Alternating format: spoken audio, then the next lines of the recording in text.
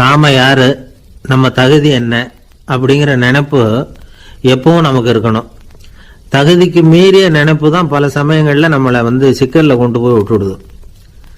ஒரு பூனை இருந்துதான், அது தன்னை ஒரு பூனைன்னு தானே நினைக்கணும். அப்படி நினைக்கல, தன்னை ஒரு புலின்னு நினைச்சுக்கிட்டு இருந்தது. தன்னை பத்தின தகுதிக்கு மீறிய நினைப்போடு அந்த பூனை அப்படியே நடந்து போயிட்டு இருந்ததான். அப்போ வழியில ஒரு பெரிய யானை அது அமைதியா நின்றுகிட்டு இருந்தது. இந்த யானை ரொம்ப பொறுமையா நின்றுகிட்டு இருக்கிறது இந்த பூனைக்கு ஒரு மாதிரியா தெரிஞ்சிருக்கு. ஏன்னா பொறுமையா ஒருத்தர் இருந்தா அவங்க கிட்ட போய் ஏதாவது வாலாட்டி பார்க்கலாம்னு ஒரு ஆசை வருது இல்ல, அது மாதிரி பொறுமையா நின்றுகிட்டு இருக்கிறது பூனைக்கு அதுகிட்ட போய் கொஞ்சம் வாலாட்டி பார்க்கலாமே அப்படின்னு ஒரு ஆசை. உலக இயல்பு தானே அது. இந்த பூனை ரொம்ப நல்ல புள்ள மாதிரி அந்த யானை இருக்கிற பக்கமா போகுது. அந்த யானையை சுத்தி சுத்தி வருது, உத்து பாக்குது, வாய் துருதுருக்குது, வம்பு வளர்க்க ஆரம்பிக்குது. அந்த யானை கிட்ட போய் என்ன கேட்குது தெரியுமா? எல்லாருக்கும் ஒரு பக்கம்தான் வால் இருக்கும், ஆனா உனக்கு என்ன இப்படி ரெண்டு பக்கமும் வால் இருக்கிறது மாதிரி இருக்கே அப்படிங்குது. இது வேண்டாத வேலை தானே. இருந்தாலும் அந்த யானை பொறுமையா பதில் சொல்லுது. அப்படி இல்லை, பின்னாடி இருக்கிறது தான் வால், முன்னாடி இருக்கிறது தும்பிக்கை அப்படிங்குது. அதோட விட்டுற வேண்டியது தானே, விடலை இந்த பூனை.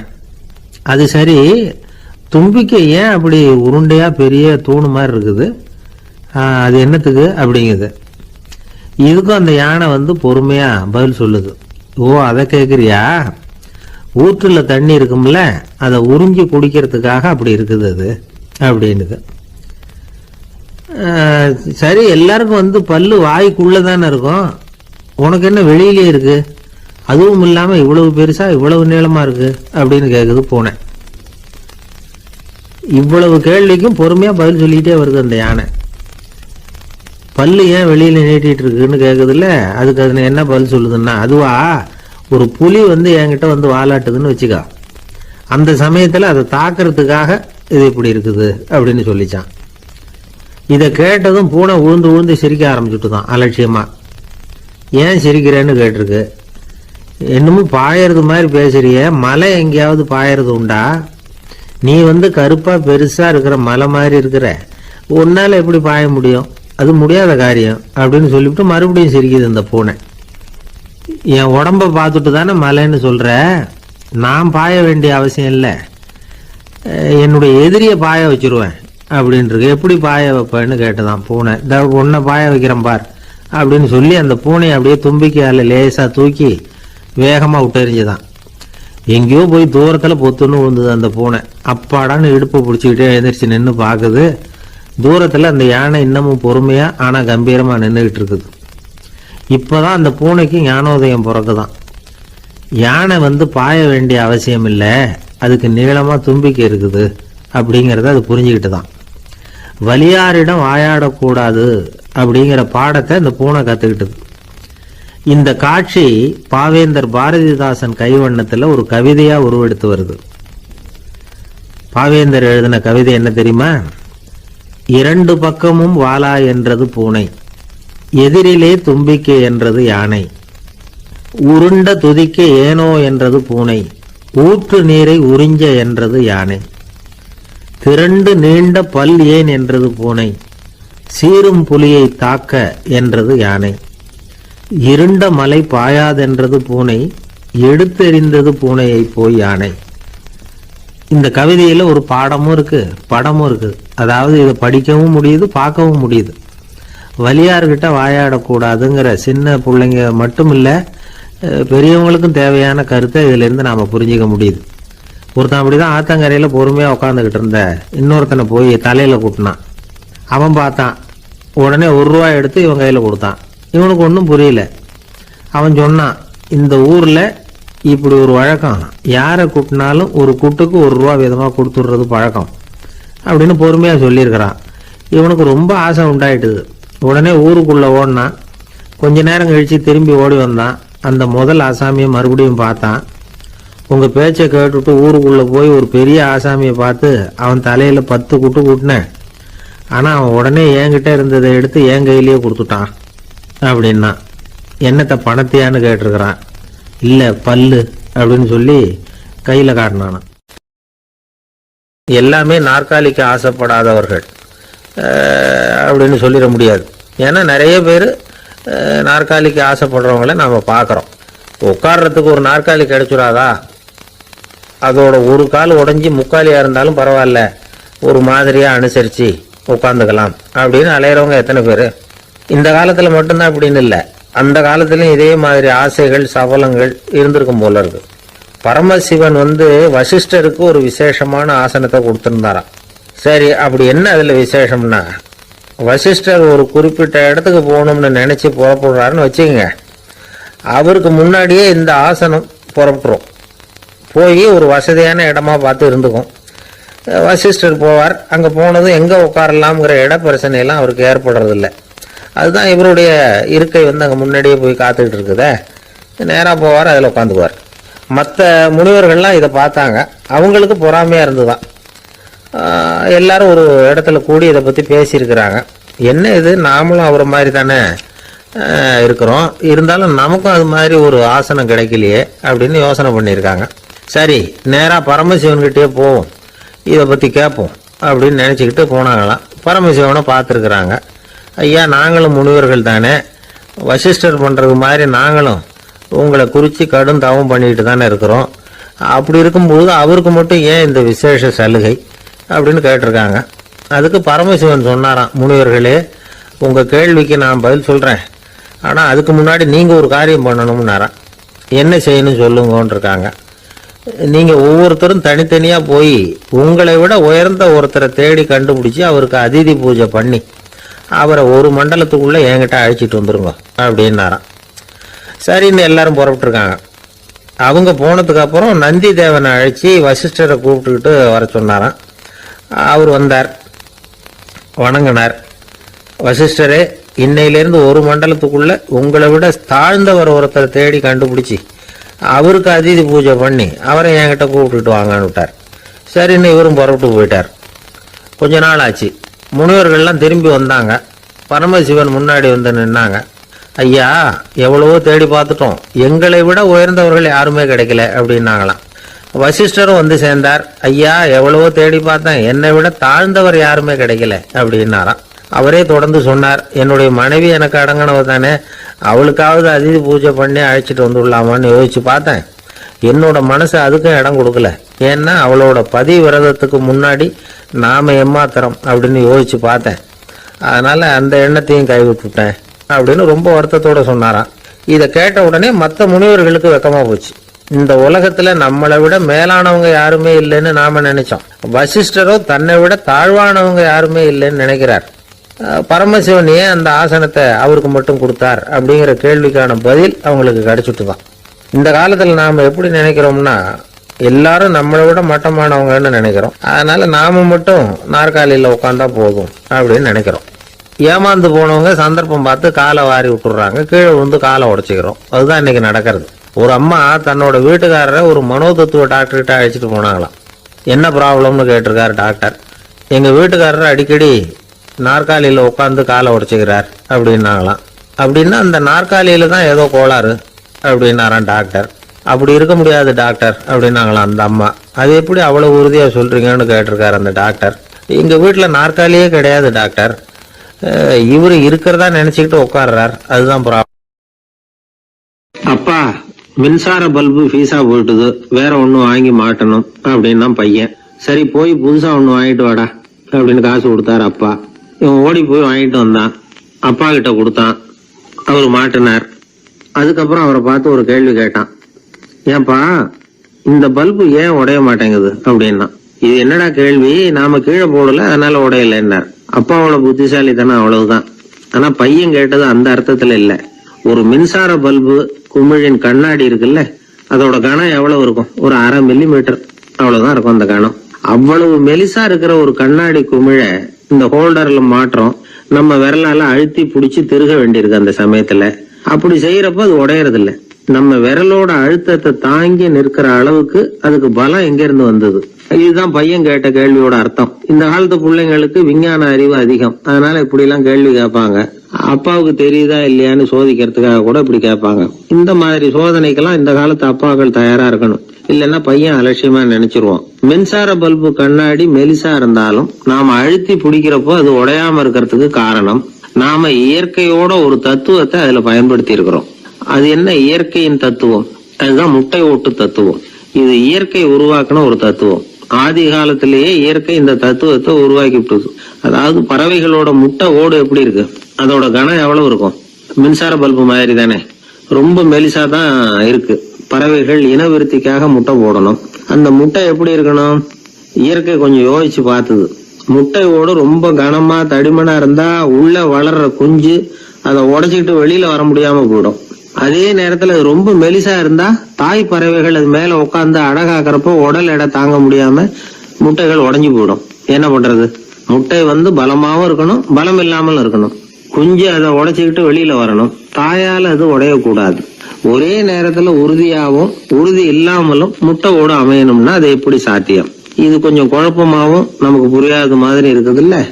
அதனாலதான் இதை தத்துவம் அப்படின்னு சொல்றோம். முட்டை ஓட்டு தத்துவம் இயற்கை கண்டுபிடிச்ச ஒரு அபூர்வமான அமைப்பு. அதுதான் முட்டை வடிவம். இது தாய் பறவை சுலபமா முட்டை போடுறதுக்கு ஏற்ற ஒரு வடிவம். முட்டை சதுர வடிவமா இருந்தா அதை போடுறதுக்கு எவ்வளவு கஷ்டம். அப்புறம் அது மேல செலுத்தப்படுகிற அழுத்தம் நாலா பக்கமும் பரவி விடுது. அதனால அந்த அழுத்தத்துக்கு பலம் குறைஞ்சிருது. குறிப்பிட்ட சிறு பரப்புல அளவுக்கு அதிகமா விசை செலுத்தப்படுறது இல்ல. அதனால முட்டையோட வடிவம் தான் அந்த உறுதிக்கு காரணம். இது எப்பேற்பட்ட தத்துவம்? இதுதான் மின்சார பல்பு செய்யறப்போ நாம காப்பி அடிச்சிருக்கிறோம். பொதுவா வகுப்புல காப்பி அடிச்சாதான் முட்டை போடுறது வழக்கம்.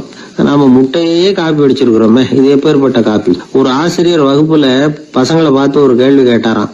கோழி முட்டை இடுமா, முட்டை போடுமா அப்படின்னு கேட்டாராம். ஒரு பையன் எந்திரிச்சு பதில் சொல்லியிருக்கிறான். கோழி முட்டை இடும், முட்டை போடாது அப்படின்னு சொல்லியிருக்கான். இவன் ஏன் போடாதுன்னு கேட்டாராம் ஆசிரியர். போட்டா உடஞ்சிரும் சார் அப்படின்னு பையன்.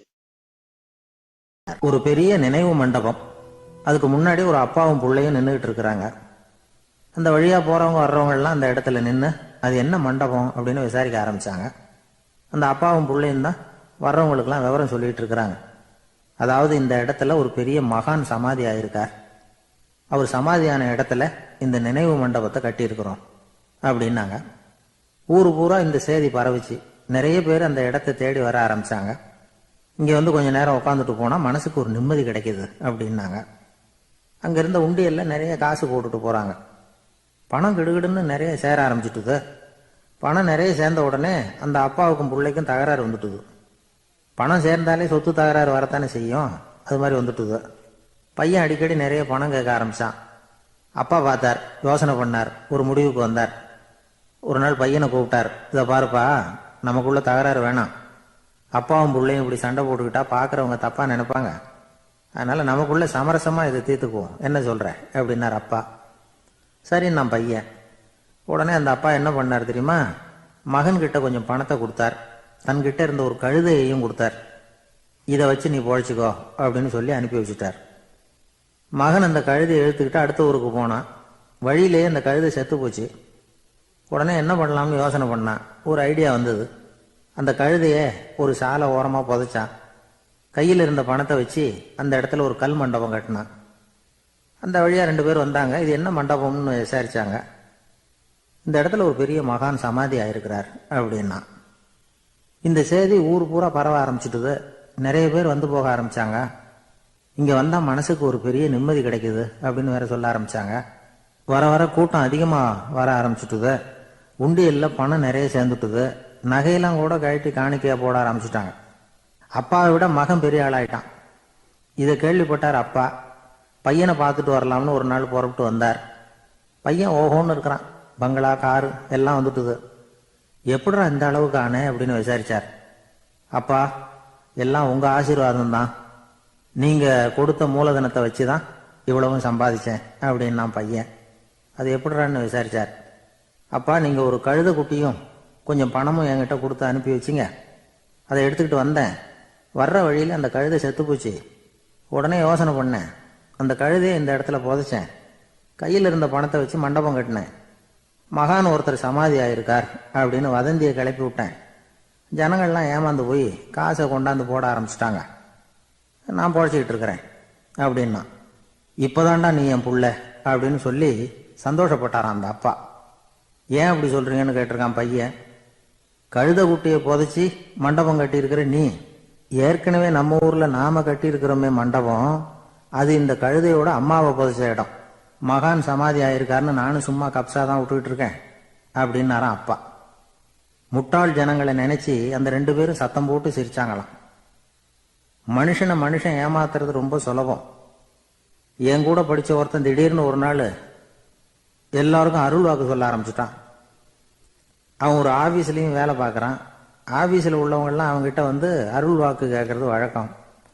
ஒரு நாள் நான் அவன் முன்னாடி போய் உட்காந்து பேசிக்கிட்டு இருந்தேன். அப்போ அதே ஆபீஸ்ல வேலை பார்க்குற ஒருத்தர் அவங்ககிட்ட வந்து, சுவாமி, என் மேஜையில வச்சிருந்த பேனா திடீர்னு காணாம போட்டுது, அது திரும்ப கிடைக்குமா எனக்கு அப்படின்னு கேட்டார். இவன் கண்ணை உருட்டி பார்த்துட்டு, அது உனக்கு கிடைக்காது, புதுசா வேற ஒன்று வாங்கிக்கப்போ அப்படின்னா. சரின்னு அவர் போயிட்டார். அவர் போனதுக்கு அப்புறம் நான் மெதுவா இவனை பார்த்து, அது எப்படிடா அது உனக்கு கிடைக்காதுன்னு அவ்வளவு உறுதியா அவர்கிட்ட சொன்னேன் அப்படின்னு கேட்டேன். இவன் மெதுவா என் காதுகிட்ட வந்து, அந்த பேனாவை கிளப்புனதே நான் தான் அப்படிங்கிறான். ஒரு ரயில் வேகமா போயிட்டு இருக்கு. அது ஒரு ரயில்வே ஸ்டேஷன்ல கொஞ்ச நேரம் நின்னுது. அப்போ அதுல ஒரு ஆள் ஏறினார். தலையில ஒரு மூட்டையை வச்சிருந்தார். மூட்டையை தலையில சுமந்துக்கிட்டே உள்ள வந்தாரு. மூட்டையை தலையில சுமந்துக்கிட்டே ஒரு இடத்துல உட்கார்ந்தார். ரயில் மறுபடியும் புறப்பட்டது. இவர் தன் தலையில இருந்த மூட்டையை கீழே இறக்கி வைக்கணும்ல, வைக்கல, சுமந்துக்கிட்டே வர்றார். எதிரில் உட்காந்துருந்தவர் கேட்டார், ஏங்க ஏன் இப்படியே உட்காந்துருக்கிறீங்க தலையில மூட்டையை வச்சுக்கிட்டு, மூட்டையை கீழே இறக்கி வைக்கலாமே அப்படின்னார். வேணாங்க, பாவம், தலையில இருக்கிற மூட்டையை இறக்கி ரயிலில் வச்சா ரயிலுக்கு பாரம் அதிகமா இருக்கும் அப்படின்னார் அவரு. இப்படி ஒரு ஆளை பார்த்தா நமக்கு சிரிப்பு தான் வரும்.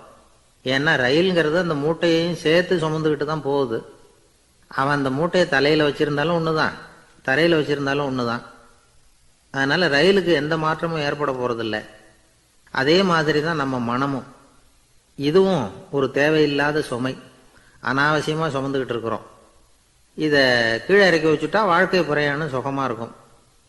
ரயில் பிரயாணம் பண்ற அந்த ஆள் மூட்டையை சுமக்கிறான், வாழ்க்கை பிரயாணம் பண்ற நாம மனசை சுமக்கிறோம். இது ரெண்டுக்கும் எந்த வித்தியாசமும் இல்லை. மனசை கீழே இறக்கி வச்சுட்டா பாரம் இல்லாமல் வாழலாம், பறவைகள் மாதிரி பறக்கலாம், குழந்தைகள் மாதிரி கள்ளங்கபடம் இல்லாம வாழலாம். இந்த வெளி உலகத்துல நாம நிலை பெற்று இருக்கணும், வேரூன்றி இருக்கணும். அதே சமயம் நம்முடைய உள்வெளியில ஆன்மீக வாழ்க்கையில பாரம் இல்லாம இருக்கணும். அப்போ பறக்கணும், நதியை போல ஓடணும், மிதக்கணும். பயணம் சுகமா இருக்கும், களைப்பு தெரியாது, கவலை தெரியாது. ஒரு சீடன் போதி தர்மரை நாடி வந்தான். குருவே, நீங்கள் என்ன வெறுமையாக இருக்க சொன்னீங்க, நான் இப்ப மறுபடியும் வெறுமையானவன் ஆகிட்டேன், அதனால இப்ப என்ன செய்ய சொல்றீங்க என்ன அப்படின்னு சொல்லி நின்னான். உடனே அந்த குரு பக்கத்துல இருந்த ஒரு குச்சியை எடுத்து அவன் தலையில அடிச்சு, போய் அந்த வெற்றுத்தன்மையையும் வீசி எறிந்து விட்டு வா அப்படின்னார். நான் இப்போ காலியா இருக்கிறேன்னு ஒருத்தன் சொல்றான்னு வச்சுங்க, அது உண்மை இல்லை. ஏன்னா இன்னமும் அதுல நான்கிற எண்ணம் இருக்குது. எந்த சிந்தனையும் இல்லாம இருக்கிறது கடினம்தான். ஆனாலும் மனிதன் அதுல உள்ள நுட்பத்தை புரிஞ்சுக்கிட்டான்னா, இவ்வளவு தூரம் தூக்கி சுமந்துக்கிட்டு வந்த அந்த மனதின் முட்டாள்தனத்தை அவனே பார்த்துட்டு சிரிப்பான். இதுதான் பெரியவங்க சொல்லியிருக்கிற ஆலோசனை. நம்மால் ஒருத்தன் தலையில ஒரு பெரிய மூங்கில் கூடையோட ரயில்ல உட்கார்ந்தான். கூடை தலையில இருந்தது, கீழே இறக்கி வைக்கல. எதிரில் இருந்தவர் கேட்டார், ஏங்க எதுக்காக அதை அனாவசியமா சுமந்துக்கிட்டே இருக்கீங்க, கீழே இறக்கி வைங்களேன்னார். இல்லைங்க, நான் வீட்டை விட்டு புறப்படும் பொழுதே என் பையன் சொல்லிவிட்டான், கூடைய தலையை விட்டு இறக்கக்கூடாதுன்னு அப்படின்னார். அவன் சின்ன பையன், விவரம் இல்லாம சொல்லியிருப்பான். இப்ப என்ன நேரில் வந்தா பார்த்துக்கிட்டு இருக்கிறான், நீங்க இறக்கி வைங்கன்னார் அவர். அவன் நேரில் பார்த்துக்கிட்டு இல்ல, இருந்தாலும் நான் இந்த கூடையை கீழே இறக்கி வச்சா அது அவனுக்கு தெரிஞ்சிரும் அப்படின்னாரு இவர். அது எப்படின்னார் அவர். அவன் தனக்கு டிக்கெட் வாங்க வேணாம்னு சொல்லி இப்ப இந்த கூடைக்குள்ளதான் உட்கார்ந்துருக்கிறான் அப்படின்னார் இவர். ஒரு ஊர்ல ஒரு மன்னர் இருந்தார். அழகான அரண்மனையில அவர் இருந்தார். அந்த அரண்மனையை விட அழகா ஒரு மாளிகையை அந்த ஊர்லயே வேற ஒருத்தன் கட்டியிருந்தான். அப்படி கட்டி முடிச்சதுல அவனுக்கு ரொம்ப பெருமை. எத்தனையோ செல்வந்தர்கள்லாம் வந்து பார்த்துட்டு, இந்த மாளிகையை விலைக்கு கொடுத்துடுறியா, எவ்வளவு விலை சொன்னாலும் சரி நாங்கள் வாங்கிக்கிறதுக்கு தயாராக இருக்கோம் அப்படின்னு சொல்லி கேட்டு பார்த்துட்டாங்க. நான் இதை விற்கிறதுக்கு தயாராக இல்லை அப்படின்னு சொல்லிவிட்டான். அவ்வளவு சிறப்பாக கலை அம்சத்தோடு அதை கட்டி முடிச்சிருக்கிறான். அதுவே ஒரு பெரிய அரண்மனை மாதிரி இருந்ததுன்னா பார்த்துங்களேன். சுற்றிலும் அழகான பூந்தோட்டம். ஒரு நாள் அவன் எங்கேயோ வெளியூர் போயிட்டு திரும்பி வந்துகிட்டு இருக்கிறான். அப்போ அந்த மாளிகை தீப்பெட்டி எரிஞ்சுக்கிட்டு இருக்கு. பதறி போட்டான். விலைக்கு கேட்டவங்க யாராவது இதை செஞ்சிருக்கணும், இல்லைன்னா மன்னரே செய்த சதியோ என்னவோ, இப்படிலாம் அவனுக்கு சந்தேகம். ஒரு மூலையில் உட்காந்து அழ ஆரம்பிச்சிட்டான். அந்த சமயத்தில் அவனுடைய மகன் அங்கே ஓடி வந்தான். அப்பா அழாதீங்க, இதை நான் நேற்று ராத்திரியே நம்ம ஊர் மன்னருக்கு வித்துட்டேன். இதை கட்டி முடிக்க நமக்கு எவ்வளவு செலவாச்சோ அதை போல 3 மடங்கு விலைக்கு வித்துட்டேன். கவலைப்படாதீங்க, இதை விட அழகான மாளிகையை நாம் புதுசாக கட்டிக்கலாம்னா. இதை கேட்டதும் அழுதுகிட்டு இருந்தவன் அழுகையை நிறுத்தினான், சிரிக்க ஆரம்பிச்சுட்டான். இதே இடத்த நான் வந்து மன்னர்கிட்ட இருந்து விலைக்கு வாங்குவேன், இதை விட அழகான மாளிகையை கட்டுவேன் அப்படின்னு சுற்றி நின்று எல்லார்கிட்டையும் சொல்லிக்கிட்டு இருந்தான். இந்த சமயத்தில் அவனோட இளைய மகன் ஓடி வந்தான். அப்பா, அண்ணன் சொன்னதெல்லாம் சரிதான், மன்னர்கிட்ட விலை பேசினதெல்லாம் உண்மைதான், ஆனால் வித்தது பேச்சு அளவில் தான். இனிமே தான் பத்திரம் வாங்கணும், எழுதணும், நீங்கள் கையெழுத்து போடணும், பதிவு பண்ணணும், மன்னர்கிட்ட பணம் வாங்கணும். அதுக்காகத்தான் உங்களை எதிர்பார்த்துக்கிட்டு இருந்தோம். அதுக்குள்ளே இப்படி ஆயிட்டுதுன்னா. இப்போ சிரிச்சுக்கிட்டு இருந்தவன் சிரிப்பை நிறுத்தினான். மறுபடியும் குழந்தை மாதிரி அழ ஆரம்பிச்சுட்டான். இது ஒரு சம்பவம். இதிலிருந்து என்ன தெரியுது? அந்த அழகான மாளிகை தன்னுடையது அப்படின்னு நினைக்கும் பொழுது அவனுக்கு அழுகை வந்தது. அது தன்னுடையது இல்லை அப்படின்னு நினைக்கிற போது சிரிப்பு வந்தது. மறுபடியும் அது தன்னுடையது தான் அப்படிங்கிற உணர்வு வரும்பொழுது அழுகை. எது எதிலிருந்து நீ நீங்கி இருக்கிறாயோ அது அதிலிருந்து உனக்கு துன்பம் இல்லை அப்படிங்கிறார் திருவள்ளுவர். இந்த உடம்பு என்னுடையதில்லை அப்படிங்கிற உணர்வு வந்துட்டா அது ஒரு பெரிய நிலை. அந்த நிலை வந்து வரணும். எல்லாத்தையும் பயன்படுத்திக்கலாம், ஆனா பற்றில் விழுந்துடக்கூடாது. உலகத்தில் இருங்கள், ஆனால் உலகத்தவராக இருக்காதீர்கள். உலகிற்குள் இருங்கள், உலகம் உங்களுக்குள் வந்துவிட அனுமதிக்காதீர்கள். விலகி இருங்கள், விழித்திருங்கள், மௌனமாய் பார்த்திருங்கள் அப்படிங்கிறது சான்றோர் கருத்து. செய்ய வேண்டிய கடமையிலிருந்து விலகி இருக்கிறவர்கள் நம்ம கிட்ட நிறைய பேர் உண்டு. அப்படிப்பட்ட ஒருத்தர் டாக்டர் கிட்ட போனார். டாக்டர், நான் ஒரு கவர்மெண்ட் ஆபீஸில் வேலை பார்க்குறேன், எனக்கு ஒரே அசதியா இருக்கு, என்னை சோதிச்சு பாருங்க, ஆலோசனை சொல்லுங்க ஏதாவதுன்னார். டாக்டர் அவரை பரிசோதனை பண்ணி பார்த்துட்டு சொன்னார், இதோ பாரு, உனக்கு இப்போ தேவைப்படுறது முழு ஓய்வு. நீ எவ்வளவு சீக்கிரமா ஆபீஸுக்கு போறியோ அவ்வளவுக்கு உனக்கு நல்லது அப்படின்னாராம்.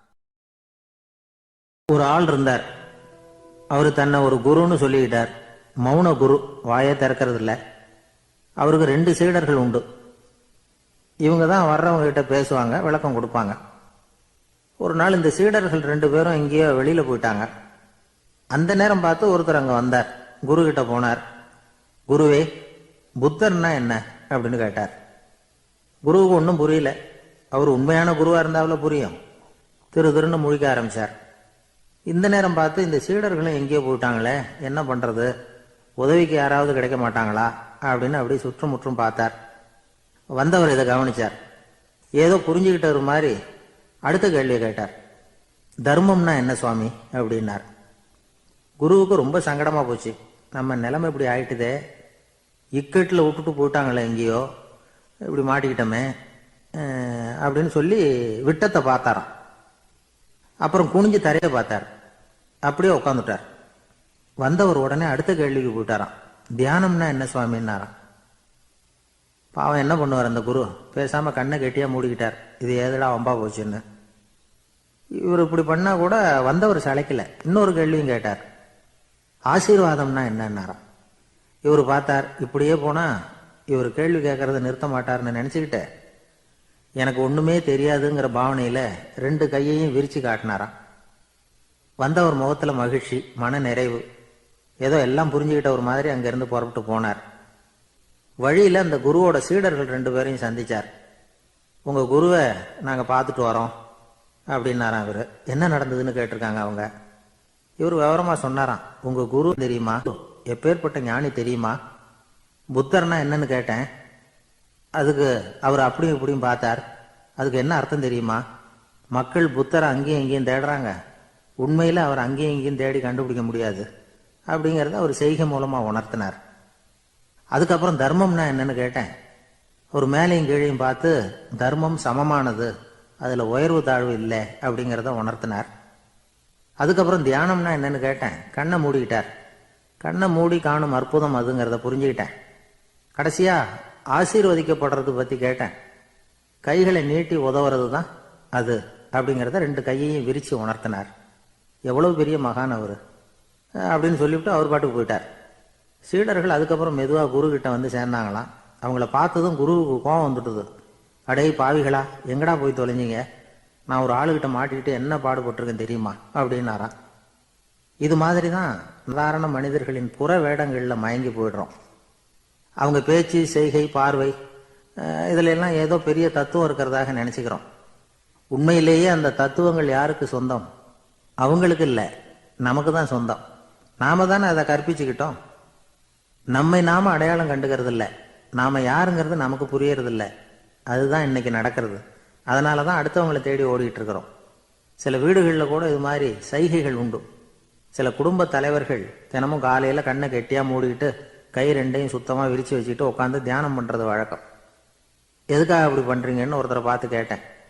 இந்த மாதம் வாங்கின சம்பளம் பூரா தீர்ந்து போச்சு, இனிமேல் என் கையில் சுத்தமாக ஒன்றும் இல்லை, புதுசாக எதுவும் செலவு வச்சுடாத அப்படிங்கிறத அப்படி உள்ளங்கை 2ஐயும் விரித்து காட்டி அவங்களுக்கு உணர்த்துறேன், அவ்வளவுதான் அப்படின்னு. ஒரு நாள் ஒரு நண்பரை சந்தித்தேன். உங்கள் வீடு எதுன்னு உங்களுக்கு தெரியுமா சார்ன்னு. அவர் என்னை ஒரு மாதிரியாக பார்த்தார். அப்புறம் சொன்னார், தெரியும் அப்படின்னாரு. சரி, உங்கள் தொலைபேசி எண் உங்களுக்கு தெரியுமான்னு. அதுவும் தெரியும்னார். உங்கள் மனைவி மக்கள் யார் யாருன்னு உங்களுக்கு தெரியுமான்னு கேட்டேன். என்ன ஒரு மாதிரியாக பார்த்தார். அப்புறம் சொன்னார், அதுவும் தெரியும் சார் அப்படின்னார். சரி, நீங்கள் யாருன்னு உங்களுக்கு தெரியுமான்னு கேட்டேன். இப்போதான் அவர் முழிக்க ஆரம்பிச்சார். அவர் மட்டும் அப்படி இல்லை, நாம எல்லாருமே அப்படிதான்.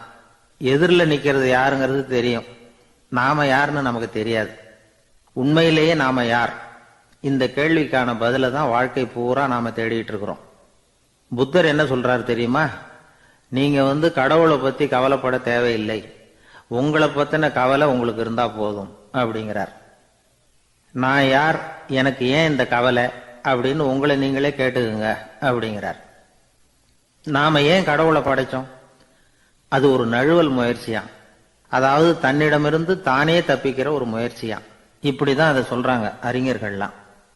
மக்கள் பொய்யான பிரச்சனைகள்ல ஆர்வமா இருக்கிறாங்க, அதுக்கு தீர்வு காணவும் முயற்சி பண்றாங்க. கடவுளை பத்தி விவாதிக்க எல்லாருக்கும் விருப்பம், தன்னுடைய சுயம் பற்றிய பிரஜையே இருக்கிறது இல்ல. ஆகக்கூடிய விஷயம் என்னன்னா, கடவுள் சமாளிப்புக்கு பயன்படுத்தப்படுகிறார். மனவியல் என்ன சொல்லுது தெரியுமா? கடவுள், சொர்க்கம், மறுபிறவி இதை பத்தி எல்லாம் பேச ஆரம்பிக்கிறவங்க யார் தெரியுமா? போருக்கு போறவன், துன்பத்துல சிக்கி கஷ்டப்படுறவன், நோய் படுக்கையில விழுந்தவன், இவங்க தான். நாம அனுபவத்திலே பார்க்கிறோமே இதையெல்லாம். கடவுளை துணைக்கு கூப்பிடுறவங்க யாருன்னு கவனிச்சு பாருங்க.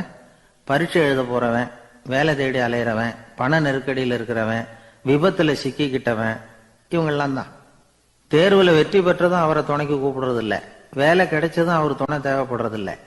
ஏன் இப்படி? கொஞ்சம் யோசனை பண்ணி பாருங்க. துன்பம் வருகிற போது அந்த துன்பத்தை தவிர்க்க வேண்டிய நிலையில அதிலிருந்து நழுவி போறதுக்காக பிரார்த்தனை தேவைப்படுது. எல்லாம் நல்லபடியா நடக்கிறப்போ பிரார்த்தனை செய்யறது இல்லை. புத்தருடைய வழி என்ன தெரியுமா? அந்த வழியில கடவுளும் கிடையாது, பிரார்த்தனையும் கிடையாது. புத்தர் செய்தது இதைத்தான். அதாவது கடவுள்கிட்ட இருந்து மனிதனையும், மனிதன் கிட்ட இருந்து கடவுளையும் அவர் விடுவித்தார். புத்த மதம் என்ன சொல்லுது தெரியுமா? கடவுள் பிரச்சனை அல்ல, மனிதன் தான் உண்மையான பிரச்சனை அப்படின்னு சொல்லுது. உங்களை நீங்க நல்லா தெரிஞ்சுக்கிட்டா போதும், நீங்களே கடவுள் ஆயிடுவீங்க அப்படிங்கிறது தான் புத்த மதம். அதனால நமக்கு தேவை உள்முக பயணம். நான் யார் அப்படிங்கிற கேள்வியோட உள்ள போகணும். அங்க போனாதான் தெரியும் நான் அப்படின்னு அங்க யாருமே இல்லைங்கிறது. இதெல்லாம் புத்தர் சொல்லுகிற ஒரு தத்துவம். தத்துவம்னு சொன்னாவே நமக்கெல்லாம் அதை புரிஞ்சுக்கிறது கஷ்டம்தான். நம்ம பொறுத்த வரைக்கும் தத்துவம்ங்கிறதுல 2 வகை உண்டு. ஒன்னு தத்துவம், இன்னொன்னு மகா தத்துவம். தத்துவம்னா என்ன தெரியுமா? கேட்கறவங்களுக்கு புரியக்கூடாது, அதுதான் தத்துவம். மகா தத்துவம் என்னன்னா சொல்றவங்களுக்கும் புரியக்கூடாது. அந்த வகையில பார்த்தா இன்று ஒரு தகவலும் ஒரு மகா தத்துவம் தான். ஒரு ஊர்ல ஒரு ஆள் இருந்தான். கற்பனையிலேயே காலத்தை கடத்திக்கிட்டு இருந்தான். ஒரு நாள் ஒரு மரத்தடியில உட்காந்துருந்தான். அவனுக்கு பசிக்கிற மாதிரி தெரிஞ்சது. உடனே கற்பனையிலேயே சாப்பிட ஆரம்பிச்சுட்டான். அதாவது எதிரில் இலை போட்டு சாப்பாடு போடப்பட்டிருக்கிறதாகவும் அதை இவன் சாப்பிட்றதாகவும் நினைச்சுக்கிட்டு கையை மட்டும் வாய்க்கும் தரைக்குமா அப்படியும் இப்படியும் கொண்டுகிட்டு போய் பாவனை பண்ணிக்கிட்டே இருக்கிறான். தூரத்துல இருந்து பாக்குறவங்களுக்கு இவன் ஏதோ பலமான விருந்து சாப்பிட்டுட்டு இருக்கிறான் அப்படின்னு தான் தோணும். அது மாதிரியே பண்ணிட்டு இருந்தான். அந்த வழியா ஒரு சன்னியாசி வந்துகிட்டு இருந்தார். இவனை பார்த்தார். என்ன இவன் இப்படி பண்ணிட்டு இருக்கிறானே அப்படின்னு நினைச்சாரு. கொஞ்ச நேரம் அவனையே உத்து பார்த்துக்கிட்டு இருந்தார். இவரை பார்த்ததும் அவன் இன்னமும் சுவாரஸ்யமா சாப்பிட ஆரம்பிச்சுட்டான். அப்பப்பா, என்ன இது, இந்த குழம்பு இவ்வளவு காரமா இருக்கு, என்னுடைய நாக்கே எரிஞ்சு போடும் போல இருக்க அப்படின்னு சொல்லிட்டு பக்கத்துல ஒரு குவளையை எடுத்து தண்ணி குடிக்கிறது மாதிரி பாவனை பண்றான். அப்பாடா, இப்போ கொஞ்சம் பரவாயில்ல அப்படின்னு சொல்லிட்டு குவளையை கீழே வைக்கிறது மாதிரி ஒரு பாவனை பண்றான். சன்னியாசி பார்த்தார்.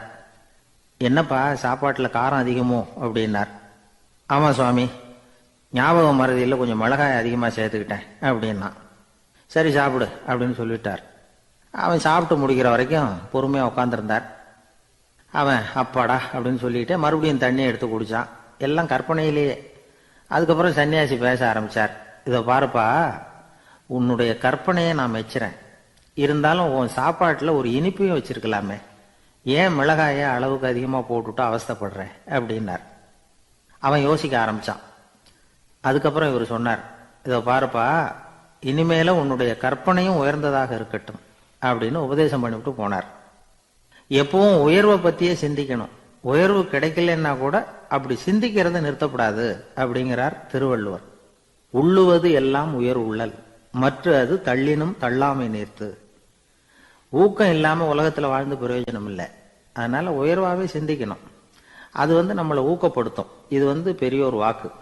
இந்த உலகத்துல கற்பனையிலேயே வாழ்கிற சில கஞ்சர்களும் உண்டு. அதாவது 2 கஞ்சர்கள், 2 பேரும் பக்கத்து பக்கத்து ஊர்ல இருந்தாங்க. பொங்கல் சமயம். ஒரு கஞ்சன் தன்னுடைய மகனை கூப்பிட்டான். இதோ பாருப்பா, பக்கத்து ஊர்ல என்னுடைய நண்பன் ஒருத்தன் இருக்கிறான். அவனுக்கு பொங்கல் பரிசு ஏதாவது கொடுக்கணும். நான் ஒரு 4 ஆட்டுக்குட்டியை தரேன், நீ கொண்டுகிட்டு போய் கொடுத்துட்டு வந்து விடுறியா அப்படின்னு கேட்டான். சரி, நான் புள்ள. ஒரு பைய கையில் எடுத்துக்கோன்னா அவன் எடுத்துக்கிட்டான். இந்த ஆட்டுக்குட்டி பிடிச்சிக்கோ அப்படின்னு சொல்லி ஒவ்வொன்னா போடுறேன் பார் அப்படின்னு சொல்லிட்டு 1 2 3 4 அப்படின்னு எண்ணிக்கிட்டே வெறும் சைகையாலேயே ஆட்டுக்குட்டியை பிடிச்சி போடுறது மாதிரி பாவனை பண்ணிட்டு இருக்கிறான். அவன் பிள்ளையும் அது ரொம்ப அக்கறையா வாங்கிக்கிறது மாதிரி வாங்கிட்டு அந்த பைய தூக்கிட்டு அடுத்த ஊருக்கு போறான். இவன் அங்க போய் சேர்ந்த நேரத்துல அந்த கஞ்சன் ஊர்ல இல்ல, எங்கேயோ வெளியில போயிருக்கிறான். அவனோட புள்ள மட்டும்தான் வீட்டுல இருந்தான். இவன் அவன்கிட்ட, இதை பாரு, எங்க அப்பா உங்க அப்பாவுக்கு ஆட்டுக்குட்டி கொடுத்து அனுப்பியிருக்கிறாரு, பிடிச்சிக்கோ அப்படின்னு சொல்லி பாவனையிலேயே ஒவ்வொன்னா எடுத்து அவன்கிட்ட கொடுத்துட்டான். அவனும் வாங்கிட்டான் வாங்குறது மாதிரி. அப்புறம் சொன்னான், சரிப்பா, நானும் பதிலுக்கு ஏதாவது ஒன்னுகிட்ட கொடுக்கணும் இல்லையா, அதனால அந்த பைய புடி, ஒரு 10 எலுமிச்சம்பழம் தரேன், பதிலுக்கு அதை நீ எடுத்துட்டு போ அப்படின்னு சொல்லி கையாலேயே ஒவ்வொன்னா எடுத்து போடுறது மாதிரி பாவனை பண்ணிவிட்டான். அவனும் ரொம்ப நன்றி அப்படின்னு சொல்லிவிட்டு அதை வாங்கிட்டு போயிட்டான். கொஞ்ச நேரம் கழிச்சு வெளியில போயிருந்த அப்பங்காரன் திரும்பி வந்தான். உள்ள சொன்னான், அப்பா, உன்னோட நண்பர் அவருடைய மகன் மூலமா உனக்கு 6 ஆட்டுக்குட்டி கொடுத்து அனுப்பியிருந்தார். நானும் பதிலுக்கு ஒரு 10 எலுமிச்சம்பழம் கொடுத்து அனுப்பியிருக்கிறேன் அப்படின்னா. எப்படிடா கொடுத்தேன்னு கேட்டார் அப்பா. இப்படிதான் கொடுத்தேன்னு சொல்லி சைகையிலேயே காட்டினான். இதை பார்த்ததும் அப்பங்காரனுக்கு பயங்கரமா கோபம் வந்துட்டுது. பலார்னு அரைஞ்சுட்டான் பையனு. ஏன்பா அரைஞ்ச? 10 எலுமிச்சம்பழம் கொடுத்துட்டேனே அப்படிங்கிறதுக்காகவா அப்படின்னு கேட்டான். அது கூட பரவாயில்ல, நீ காட்டுற சைகையை பார்த்தா ஆரஞ்சு பழம் சைஸுக்கு இருக்குதே, அவ்வளவு பெருசா ஏன் கொடுத்த? அதுதான் எனக்கு கோபம் அப்படின்னா. ஒரு ஊர்ல ஒரு சித்தர் இருந்தார், சூஃபி சித்தர். அவர் ஞானம் பெற்ற ஒரு சித்தர். ஒரு நாள் அந்த நாட்டு மன்னன் அவரை பார்க்கறதுக்காக வந்தான். என்ன வேணும் உனக்குன்னு கேட்டார். நான் கடவுளை பார்க்கணும், அதுக்கு நீங்க தான் உதவி பண்ணணும் அப்படின்னா அவன். சித்தர் கொஞ்சம் யோசனை பண்ணார். சரி, போயிட்டு நாளைக்கு வாடினார். அதே மாதிரி மன்னன் போயிட்டு அடுத்த நாள் வந்தான். இங்க நீ என்னோட 1 வாரம் தங்கியிருக்க வேண்டியிருக்கும்னார். சரின்னா ஒரு பிச்சை பாத்திரத்தை தூக்கி கையில கொடுத்தார். அவனுக்கு ஒன்றும் புரியல, இருந்தாலும் வாங்கிட்டான். வாங்கிட்டு இதை என்ன செய்யணும் அப்படின்னு கேட்டான். இதை ஒன்றும் செய்ய வேணாம், இதை எடுத்துக்கிட்டு பக்கத்தில் உள்ள கிராமங்களுக்கு போ, வீடு வீடாக பிச்சை எடுத்துக்கிட்டு வா. அப்படி வந்த பிறகுதான் உனக்கு சாப்பாடும் ஓய்வும் கிடைக்கும். ஒரு வாரம் இப்படி செய், அதுக்கப்புறம் 8வது நாள் நாம கடவுளை பற்றி யோசிக்கலாம் அப்படின்னார். இப்படி ஒரு சொன்னதை கேட்டதும் அந்த அரசனுக்கு அதிர்ச்சி ஆயிட்டுது. ஒரு மாதிரி ஆயிட்டான். தன்னுடைய சொந்த நாட்டில் சொந்த குடிமக்கள் கிட்ட போய் பிச்சை எடுக்கிறதா அப்படின்னு யோசனை பண்ணி பார்த்தான். அதுக்கப்புறம் மெதுவா அவன் அந்த சித்தரை பார்த்தான். ஐயா, சொந்த நாட்டிலேயே பிச்சை எடுக்கிறதுன்னா எனக்கு ஒரு மாதிரியா இருக்கு, வெக்கமா இருக்கு. நான் வேணும்னா வெளி தேசத்துல எங்கேயாவது போய் பிச்சை எடுக்கவா அப்படின்னு கேட்டான். இதுக்கு அந்த சித்தர் ஒரு சம்மதிக்கலை. இதோ பாரு, உன்னால பிச்சை எடுக்க முடியலன்னா பேசாம திரும்பி அரண்மனைக்கே போயிடு. அதுக்கப்புறம் கடவுளை பத்தி எல்லாம் பேசுறதுக்கு என்னை தேடிட்டு வரக்கூடாது அப்படின்னு விட்டார். மன்னன் தயங்கினான். இருந்தாலும் மனசை சரி பண்ணிட்டு சம்மதிச்சான். சரிங்க, ஒரு வாரம் இங்க தங்குறேன், நீங்க சொல்றது மாதிரி பக்கத்து கிராமங்களுக்கு போறேன், வீடு வீடா பிச்சை எடுக்கிறேன், வர்றேன் அப்படின்னா. ஒரு வாரம் தெரு தெருவா பிச்சை பாத்திரத்தோட அலைஞ்சான். சொந்த ஊர்ல சொந்த குடிமக்கள் கிட்ட பிச்சை எடுத்தான். 7 நாள் முடிஞ்சது. 8வது நாள் அந்த சித்தர் மன்னனை கூப்பிட்டார். இப்படி வாழ்னார். வந்தான். இனிமே நீ கடவுளை பத்தி என்கிட்ட கேட்கலாம்னார். இனிமே கேட்கறதுக்கு ஒண்ணுமே இல்லை சுவாமின்னா இவன். ஒரு வார காலம் பிச்சை எடுத்த பிறகுதான் கடவுளை காண முடியும் அப்படின்னு நான் கனவு கூட காணவில்லைன்னா. அப்படின்னா நீ பிச்சை எடுத்த காலத்துல அப்படி என்னதான் நடந்தது அப்படின்னு கேட்டார் அவரு. சுவாமி, ஒரு வார காலம் பிச்சை எடுத்ததுல என்னுடைய ஆணவம் அழிஞ்சுட்டுது. அது இப்போ இருக்கிற இடமே தெரியல. இப்போ அதை காணவே காணோம். பிச்சைக்காரனா இருந்தப்போ பெற்றதை மன்னனாக இருக்கும்போது பெற முடியாதுங்கிறத புரிஞ்சுக்கிட்டேன் அப்படின்னா மன்னன். அடக்கம் பிறந்தவுடன் தெய்வீக கதவுகள் திறந்து கொள்ளுகின்றன அப்படிங்கிறார் ஓஷோ. நம்மால் ஒருத்தன் ஆணவம் அழியணுங்கிறதுக்காக ஒரு திருவோட்டை எடுத்துக்கிட்டு தெரு தெருவா பிச்சை எடுக்க ஆரம்பிச்சான். என்ன, தெய்வீக கதவுகள் திறந்துதா அப்படின்னு கேட்டார் ஒருத்தர். தெய்வீக கதவு திறக்கிறதுக்கு முன்னாடியே எங்க வீட்டு கதவு சாத்திக்கிட்டுதுன்னா. என்னடா சொல்றேன்னார். இனிமே வீட்டுக்குள்ளேயே வர வேணாம், இதையே தொழிலா வச்சுக்கோ அப்படின்னு எங்க வீட்டுல சொல்லிவிட்டாங்க சார் அப்படின்னா. ஒரு ஊர்ல ஒரு ஆள் இருந்தான். அவனுக்கு வெளிநாட்டுக்கு போகணும்னு ஆசை. ஆனா அவனுக்கு எந்த மொழியும் தெரியாது. இருந்தாலும் சமாளிச்சுக்கலாம்னு முடிவு பண்ணிட்டு கிளம்பிட்டான். ஏதோ ஒரு தேசத்துக்கு போய் சேர்ந்தான். அங்க அவனுக்கு யாரையும் தெரியாது. அவங்க என்ன மொழியில பேசிக்கிறாங்க அப்படிங்கிறது கூட புரியல. என்ன பண்றதுன்னு யோசனை பண்ணிட்டு ஒரு இடத்துல நின்றுகிட்டு இருக்கிறான். எதிர ஒரு பெரிய கட்டடம். நிறைய பேர் உள்ள போயிட்டு இருக்கிறாங்க. இவனும் அவங்க பின்னாடியே உள்ள போனான். ஒரு பெரிய அறை, அலங்காரம்லாம் பண்ணி வச்சிருக்கிறாங்க. நிறைய பேர் சாப்பிட்றதுக்காக உட்காந்துருக்குறாங்க. இவனுக்கு நல்ல பசி, அதனால இவனும் உட்காந்தான். சாப்பாடு போட்டாங்க, சாப்பிட்டான். அன்பான உபசரிப்பு. இவன் மனசு உள்ள நினைச்சுக்கிட்டான், இது ஏதோ அரசருடைய அரண்மனை மாதிரி தெரியுது, இன்னைக்கு ஏதோ விருந்து நடக்குது, நல்ல வேளை நம்ம பசியும் தீர்ந்தது அப்படின்னு நினைச்சுக்கிட்டே நிமிர்ந்து பார்க்கறான். சாப்பாடு பரிமாறினவன் எதிரில் ரொம்ப பணிவோட முதுக வளைச்சி வணக்கம் தெரிவிச்சான். இவனும் எழுந்திருச்சு நின்று முதுக வளைச்சி வணக்கம் தெரிவிச்சான். ரொம்ப நன்றின்னா. அவன் ஒரு சீட்டை இவன் கையில கொடுத்தான். இவன் அதை வாங்கி பார்க்கறான். என்ன எழுதியிருக்குன்னு ஒன்றும் புரியல. சரி, இந்த நாட்டில் தங்களுடைய நன்றியை சீட்டில் எழுதி தான் கொடுப்பாங்க போல இருக்கு அப்படின்னு நினச்சிக்கிட்டு மறுபடியும் நன்றின்னா. ஆனால் அவன் காசை கொடுங்கன்னா.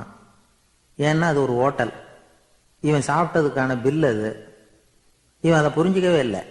நன்றின்னு அந்த சீட்டில் எழுதி கொடுக்குறாங்க போல இருக்கு அப்படின்னு நினச்சிக்கிட்டு அதை வாங்கி சட்டை பையில பத்திரமா வச்சுக்கிட்டு பரவாயில்லைங்க ரொம்ப மகிழ்ச்சின்னா. ஒரு வெளிநாட்டுக்காரனுக்கு இவ்வளவு தூரம் மரியாதை பண்றீங்களே, எங்க ஊருக்கு போனதும் உங்களை பத்தி நிறைய சொல்லுவேன் அப்படின்னா. இவன் என்ன சொல்றான்னு அவனுக்கு புரியல. இவனை பிடிச்சி அழைச்சிட்டு போய் முதலாளி முன்னாடி நிறுத்தினான். நாம சொன்னதுல இவனுக்கு ரொம்ப பெருமையா இருக்கணும் போல இருக்கு, அதுதான் பெரிய இடத்துக்கு அழைச்சிட்டு வந்திருக்கிறான் அப்படின்னு இவன் நினைச்சுக்கிறான். அவரும் பில்லுக்கான பணத்தை கொடுங்கிறாரு.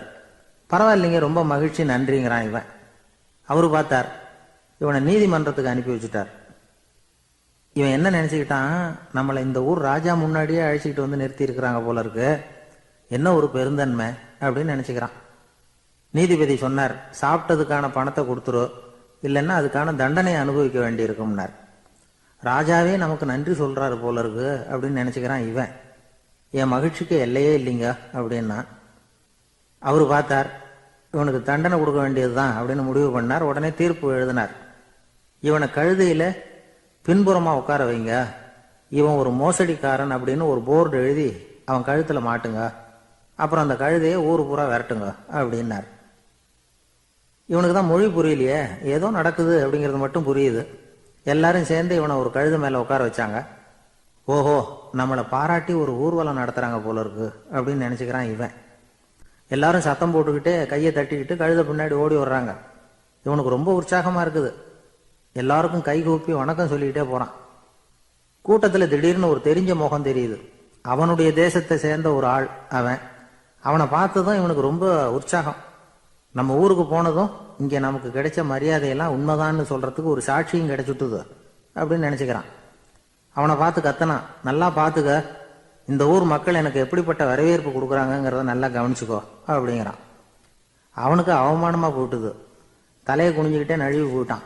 இவன் பார்த்தான், அவன் தலை தெரியல. ஆகா, அவனுக்கு நம்ம மேல பொறாம போல இருக்கு, அதனாலதான் காணாம போயிட்டான் அப்படின்னு நினைச்சுக்கிறான். இப்படி ஒரு வேடிக்கை கதையை பெரியவங்க சொல்றது உண்டு. கதை வேடிக்கையா இருந்தாலும் இதுல உள்ள கருத்து என்ன தெரியுமா? அந்த கழுதை மேல உட்கார்ந்துருக்கிறானே, அது மாதிரிதான் நாமளும் அகங்காரம்ங்கிற கழுதை மேல உட்காந்துக்கிட்டு இருக்கோமா. நாமளும் கிட்டத்தட்ட அதே மாதிரி பிரம்மையில தான் இருக்கிறோமா. என்ன நடக்குதுங்கிறதே புரியறது இல்லை. அகங்காரத்துல பேசுறவனுக்கும் சித்த சுவாதீனம் இல்லாம பேசுறவனுக்கும் அதிக வித்தியாசம் இருக்கிறது இல்லை. அது மாதிரி ஒருத்தன் தன்னுடைய வீட்டை சுத்தி சேற்ற வாரி அரைச்சிக்கிட்டு இருந்தானா. அந்த வழியா வந்த ஒரு பெரியவர் அதை பார்த்திருக்கார். என்னப்பா பண்ணிட்டு இருக்கிற அப்படின்னு கேட்டாராம். கழுதைகளை விரட்டிக்கிட்டு இருக்கிறேன் அப்படின்னானா. இங்க கழுதைகளே காணுமே அப்படின்னாராம் அவரு. அதுதான் ஏற்கனவே விரட்டி விட்டனே அப்படின்னானா இவன். ஒரு பள்ளிக்கூடம் வகுப்பு நடந்துகிட்டு இருக்கு. ஆசிரியர் பாடம் நடத்திக்கிட்டு இருக்கிறார். நடத்தி முடிச்ச உடனே கேட்டார், மாணவர்களே, இதுவரைக்கும் நான் நடத்தின பாடத்துல உங்களுக்கு ஏதாவது சந்தேகம் இருக்கா அப்படின்னு கேட்டார். அப்புறம் ஒவ்வொருத்தரா கேட்டார். ஒரு மாணவன் எழுந்திருச்சான். சார், எனக்கு சந்தேகம் எதுவுமே இல்லைன்னா. ஏன்னு கேட்டார். ஏன்னா எனக்கு நீங்க நடத்தின பாடம் தெளிவா புரிஞ்சுட்டுது, அதனால சந்தேகம் வரலன்னா. இன்னொரு மாணவன் எழுந்திருச்சான். சார், எனக்கும் சந்தேகம் எதுவும் இல்லைன்னா. ஏண்டான்னு கேட்டார். ஏன்னா எனக்கு நீங்க நடத்தின பாடம் எதுவுமே புரியல, அதனால சந்தேகம் வரல அப்படின்னா. இந்த இடத்துல நாம கொஞ்சம் சிந்திச்சு பார்க்கணும். இந்த உலகத்துல எல்லாம் புரிஞ்ச ஒருத்தனுக்கும் சந்தேகம் வராது, எதுவுமே புரியாத ஒருத்தனுக்கும் சந்தேகம் வராது.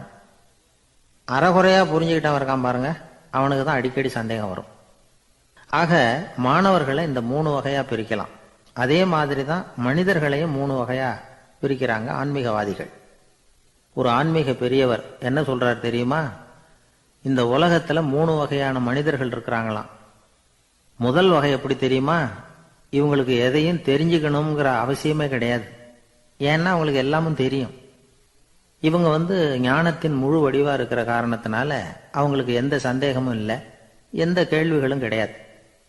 இந்த நிலையில இருக்கிறவன் கிருஷ்ணன். எல்லாத்துக்கும் விட தெரிஞ்சுக்கிட்ட நிலையில அவன் விடையாக மாறிவிட்டான் அப்படின்னு சொல்லுவாங்க. 2வது நிலையில இருக்கிறவன் அர்ஜுனன். இவனுக்கு எப்ப பார்த்தாலும் கேள்விதான், சந்தேகம்தான். பதில் சொல்ல சொல்ல அவனுக்கு இருக்கிற சந்தேகமும் அதிகமாகிட்டே இருக்கும், குறையவே குறையாது. அர்ஜுனன் மாதிரி உள்ளவங்க எப்பவும் கேள்வி கேட்டுக்கிட்டே இருப்பாங்க.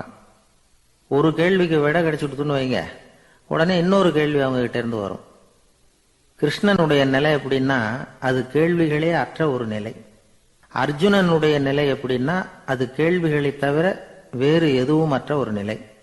இவங்களை தவிர இன்னொரு ஆள் இருக்கிறான், அவனுக்கும் கேள்விகள் அற்ற ஒரு நிலை தான். அவன் யாருன்னா துரியோதனன். இவனுக்கு தெரிஞ்சுக்கணுங்கிற எண்ணமே சுத்தமா கிடையாது. ஆவலே இல்லைங்கிறதுனால அதை புரிஞ்சுக்கணுங்கிற அவசியமும் இல்லை. அதனால அவனுக்கு கேள்விகள் அற்ற ஒரு நிலையில அவன் இருந்துகிட்டு இருக்கிறான். எல்லா பதிலும் தெரிந்து கொண்ட நிலையில கிருஷ்ணனும் கேள்விகள் அற்ற நிலையில இருக்கிறான். தெரிஞ்சுக்கணுங்கிற ஆவலே இல்லாத துரியோதனனும் கேள்விகள் அற்ற நிலையிலே இருக்கிறான். இப்படியும் இல்லாம அப்படியும் இல்லாம 2ம் கெட்டான் நிலையில இருக்கிறானே, அவன் தான் அர்ஜுனன்.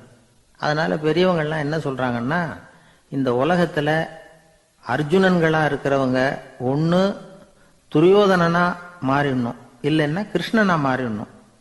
இதை தவிர வேற வாய்ப்பு இல்லை. துரியோதனன் மாதிரி உள்ளது விலங்கு நிலை, கிருஷ்ணன் மாதிரி உள்ளது தெய்வ நிலை. அர்ஜுனன் விலங்காவும் ஆக முடியல, தெய்வமாவும் ஆக முடியல. இப்படி ரெண்டும் கெட்டானா இருக்கிற வரைக்கும் இந்த கேள்விகளும் பிரச்சனைகளும் இருந்துகிட்டே தான் இருக்கும். இதுதான் பெரியவர்கள் சொல்லுகிற அனுபவ உண்மை. ஒரு ஆசிரியர் ரொம்பவும் விரிவா விளக்கமா பாடம் நடத்தின பிறகு, மாணவர்களே ஏதாவது சந்தேகம் இருந்தா கேளுங்கன்னாராம். ஒரு மாணவன் எழுந்திருச்சான். சார், எனக்கு ஒரு சந்தேகம்னா. என்னன்னு கேட்டார். இது வரைக்கும் என்ன பாடம் சார் நடத்துனீங்க அப்படின்னா அந்த பையன். ஒரு ஊர்ல ஒரு மன்னர் இருந்தார். ஒரு நாள் அவருடைய அரசவைக்கு ஒரு ஓவியன் வந்தான். அவன் சீனா தேசத்திலிருந்து வந்தவன், தாவோ சிந்தனையாளன். அவன் அங்க மன்னர் முன்னாடி நிக்கிறான். யாரும் செய்ய முடியாத ஒரு காரியத்தை என்னால செய்ய முடியும்னா. இவன் இப்படி சொன்னதை கேட்டதும் ஏற்கனவே அங்க இருந்த அரசவை ஓவியன் ஒருத்தனுக்கு கோபம் வந்துட்டுது. இதோ பாரு, இப்படி எல்லாம் பேசக்கூடாது, நான் வேணும்னா உன்னுடைய சவாலை ஏத்துக்கிறேன் அப்படின்னா. நாம 2 பேரும் ஓவியம் தீட்டுவோம், அதை பார்த்துட்டு நம்ம 2 பேர்ல யாரு சிறந்த ஓவியன் அப்படிங்கறத மன்னரே தீர்மானம் செய்யட்டும், என்ன சொல்ற அப்படின்னு கேட்டான் அவன். அவனும் சரின்னு ஒத்துக்கிட்டான். போட்டி ஆரம்பமாச்சு. அரசர் அவங்களுக்கு 2 சுவர்களை ஒதுக்கி கொடுத்தார். 6 மாச காலம் அவகாசம் கொடுத்தார். 2 ஓவியர்களும் அவங்க வேலையை ஆரம்பிச்சாங்க. இரவு பகலா வேலை செய்ய ஆரம்பிச்சுட்டாங்க. 6 மாசம் முடிஞ்சது. அரசர் பார்த்தார். முதல்ல தன்னுடைய அரசவை ஓவியர் தீட்டி இருந்த ஓவியத்தை பார்த்தார். ரொம்ப பிரமாதமா இருந்தது, பாராட்டினார். இதோ பாரு, உன்னுடைய ஓவியம் அற்புதமா இருக்கு, உயிரோட்டம் உள்ளதா இருக்குது, கலையின் உச்சமே இதுதான், இதை விட சிறந்த ஒரு ஓவியத்தை வேற யாராலையும் படைக்க முடியாது அப்படின்னார். அதுக்கப்புறம் அந்த சீன ஓவியன் கிட்ட போனார். எங்க உன்னுடைய ஓவியம்னு கேட்டார். திரைச்சீலையை விலக்கி விட்டு பாருங்கன்னா. மன்னர் அந்த திரைச்சீலையை விளக்குனார். உள்ள ஓவியம் இருக்க வேண்டிய இடம் கண்ணாடி மாதிரி தெரிஞ்சுது. அவன் அந்த 6 மாச காலமா அந்த சுவரை தேய்ச்சி தேய்ச்சி கண்ணாடி மாதிரி ஆக்கி வச்சிருக்கிறான். அதுக்கு நேரா எதிர் சுவர்ல அரசவை ஓவியன் தீட்டின ஓவியம் இருக்கு. அது எதிரில் இருந்த இந்த கண்ணாடியில பட்டு பிரதிபலிக்குது. மன்னர் யோசனை பண்ண ஆரம்பிச்சார். அப்புறம் அந்த சீன ஓவியனை பார்த்து கேட்டார். இதோ பாரு, நீ என்னுடைய ஆளை தோற்கடிச்சுட்ட அப்படிங்கறதுல சந்தேகம் இல்லை, ஆனாலும் எங்களை ஏமாத்தி இருக்கிற, எந்த ஓவியமும் நீ வரையலையே அப்படின்னார். அரசே, இதுதான் உண்மையான ஓவியம், உயிருள்ள ஓவியம். இது மனோபாவங்களை பிரதிபலிக்கும், மாறுகின்ற காலங்களை அப்படியே காட்டும் அப்படின்னா அந்த சீன ஓவியன். கையால வரைகிற ஓவியங்கள்ல சலனம் இல்லை, கண்ணாடி அப்படி கிடையாது, சக்தியின் ஓட்டம் அதுல எப்பவும் இருந்துகிட்டே இருக்கும். கண்ணாடி மட்டுமே ஜீவனுள்ள ஓவியமா இருக்க முடியுங்கிறத அந்த சீன ஓவியன் தெரிஞ்சு வச்சிருந்தான். ஏன்னா அவன் ஒரு தாவோ சிந்தனையாளன். ஒவ்வொரு குழந்தையும் இந்த கண்ணாடியோட தான் பிறக்குது. ஆனா நாம என்ன செய்யறோம்னா, ஓவியங்களை கண்ணாடி மீது பதிப்பிச்சு விடுறோம். கண்ணாடி நம்மளை பிரதிபலிக்குது. நம்முடைய அழகோ அவலட்சணமோ கண்ணாடியை பாதிக்கிறது இல்லை. ஏன்னா அதுக்கு மனம் கிடையாது. கடந்து போன வினாடியை பத்தி அது சிந்திக்கிறது இல்லை. அடுத்த கணத்தை பத்தின எதிர்பார்ப்பும் அதுகிட்ட கிடையாது. அதுதான் பற்றற்ற நிலை. மனிதனுக்கு தேவைப்படுறது அதுதான். கண்ணாடி கிட்ட இருந்து நாம கற்றுக்கொள்ள வேண்டிய பாடம் இது. வாழ்க்கையில மனிதர்களை நேசிக்கலாம், உலகின் அழகையெல்லாம் பிரதிபலிக்கலாம், ஆனா எதையும் பற்றி கொண்டு விடக்கூடாது அப்படிங்கிறது பெரியவர்கள் அறிவுரை. துயரம்ங்கிறது பற்றுக்களின் சாயை. கண்ணாடி முன்னாடி நிக்கிறப்போவெல்லாம் நமக்கு இந்த ஞாபகம் வரணுமா. ஒரு குடும்ப தலைவர் ஒரு நாள் காலையில விடிஞ்சு எழுந்திரிச்சதும் சத்தம் போட்டார். யார் இந்த கருங்குரங்கு படத்தை என் ரூம்ல கொண்டாந்து மாட்டி வச்சது அப்படின்னு கத்தினார். சமையல் கட்டில இருந்து மனைவி பதில் சொன்னாங்க. தூக்க கலக்கத்துல உளராதீங்க, நல்லா பாருங்க, அது படம் கிடையாது, முகம் பார்க்கிற கண்ணாடி அப்படின்னாங்க.